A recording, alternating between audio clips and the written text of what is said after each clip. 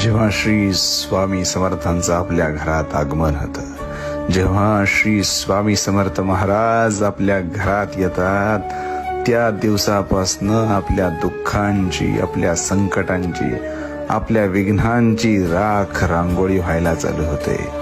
महाराज आपल्याकडे बघतात, महाराज आपल्याकडे दृष्टी टाकतात आणि सांगतात, तुझ्या माग कोण नव्हतं, तुझ्या माग कुणी नव्हतं, म्हणून तुझ्या घरात आलोय.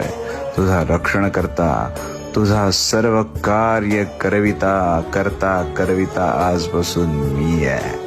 माझी सेवा करत राहा.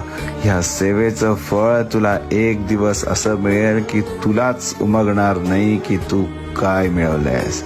सगळ्यांना मिळवण्यापेक्षा मला मिळव. मी सदैव तुझा रक्षण करता होईल. श्री स्वामी समर्थ.